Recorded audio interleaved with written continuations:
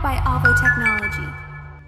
Disney's fantasy epic, Percy Jackson and the Olympians, has finally reached its grand finale. Fresh from their return from the underworld, Percy and his companions are about to face the formidable war god, Ares.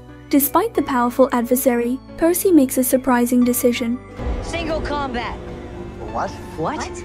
Percy's choice stems from Luke's earlier revelation about the rules of the gods. If an opponent agrees to a one-on-one challenge, the challenger can set the rules. Percy declares that if he manages to land the first hit on Ares, the war god must surrender the Helm of Darkness. Ares bursts into laughter, amused by the audacity of a mere demigod challenging a god. Originally thinking Ares would accept, he instead decides to kill all three to cover up his plans, believing that only erasing all traces of them would keep his scheme hidden. However, Percy persuades Ares that Kronos manipulated him through dreams, intending to spark a war among the gods. Angry, Ares denies the possibility of gods dreaming and rejects anyone telling the god of war how to wage war. Ares charged at Percy, and the two engaged in combat, just as anticipated. Percy, who hadn't undergone brutal battles, was no match for the god of war. He found himself completely overpowered, losing his weapon, and Ares hoisted him high before slamming him forcefully to the ground. Ares delivered another powerful kick, sending Percy flying 100 meters away. It seemed the fight was about to end. However, at that moment, Percy unleashed the power of the sea, summoning a colossal wave that crashed down on Ares.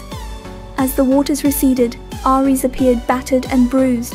Just as he was about to retaliate, Percy swiftly attacked, landing a precise hit on Ares's ankle. Percy emerged victorious. Witnessing this, Ares, in a sorry state, chose to retreat, leaving behind Hades' Helm of Darkness. As Annabeth picked it up, Percy heard his mother's call and curiously entered a house, eagerly calling for her. To his surprise, he was greeted not by his mother, but by the goddess of revenge. As she looked at the helm in Annabeth's hands, Percy realized that Hades had sent her to retrieve it. The goddess of revenge revealed that her long-standing mission had always been to recover the Helm of Darkness. Now that Percy had fulfilled his promise, he hoped that Hades would do the same. However, the goddess of revenge remained silent, uttering only cryptic words. Good luck on Olympus. The goddess of revenge continued, expressing her hope that Percy's mother would return before the world faced destruction. When Grover and the others learned of Percy's plan to go to Olympus, they strongly opposed it. However, Percy insisted that he had to go, as he needed to dissuade Zeus to prevent the impending war among the gods and ensure the safety of the human world. Only the lightning thief could capture Zeus's attention. Percy then instructed Grover and Annabeth to return to the camp and warn everyone about Ares and Clarice's plans. Anxious, Annabeth tried to dissuade Percy, warning him that Zeus wouldn't let him leave Olympus alive. Despite knowing the risks, Percy was determined to go. Annabeth reluctantly gave him her mother's ring, hoping that the radiance of Athena would aid him. Alone, Percy entered the Empire State Building and confidently handed over the lightning thief. As the elevator ascended, the doors opened, revealing Olympus, the legendary home of the gods. Following the Eternal Flame's guidance, Percy reached the front of the Grand Hall, where Zeus, with a stern expression, sat on the throne. Zeus approached with astonishment as Percy presented the stolen thunderbolt. Percy quickly explained that he hadn't stolen it, but had found it with his friends, intending to return it within the given time frame. He clarified that it was Kronos who had taken it, planning to break free from the depths of Tartarus. Despite Percy's explanations, Zeus, aware of the gods' political intrigues and deceit, urged Percy to leave. Zeus knew that Kronos would return sooner or later, and the gods' constant scheming was part of their nature. The only reason Percy could leave Olympus alive was because he had shared this crucial information. With this, Percy's fate hung in the balance, and the gods' intricate games played on. Percy tried to prevent the war among the gods, but Zeus was furious and ready to send him away. At a critical moment, the attack was intercepted by another figure, revealing the sea god Poseidon. He declared his surrender in the war, surprising Zeus, who then withdrew his powers. Poseidon requested mercy for Percy's life, as they both had brave children. Zeus agreed and left gracefully. This encounter marked Percy's first meeting with his father, and the atmosphere was somewhat awkward. Poseidon broke the tension by praising Percy's mother for raising him well. When Percy asked if Poseidon dreamed, Poseidon, contrary to Ares' claim that gods don't dream, answered negatively. Ares is a moron. Have you noticed? Of course we dream. Before Percy could comprehend the situation, Poseidon tossed a pearl, teleporting him back to the camp.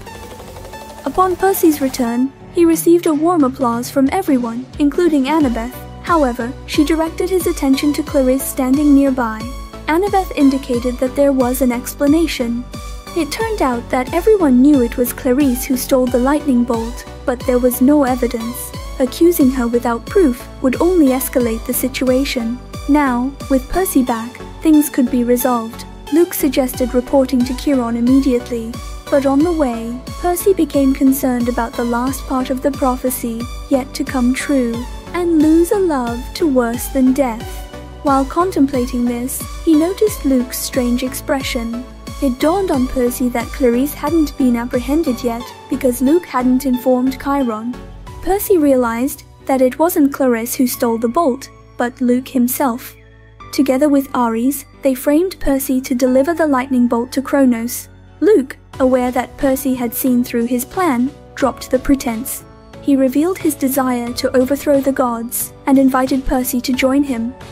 Drawing his weapon, Luke didn't seek a fight, but slid into the void using a sword that could cut through space, intending to secretly leave the camp. Percy realized Luke was now completely influenced by Kronos and tried to persuade him. However, Luke was adamant, intending to help Kronos rebuild the Golden Age. Upon realizing Percy's reluctance to join him, Luke attempted to leave, but was stopped by Percy. The two quickly engaged in a fight, and due to Percy having learned his combat skills from Luke, he was swiftly defeated. With Percy on the verge of death, a sword flew in, interrupting Luke. Annabeth appeared on the scene, having overheard everything.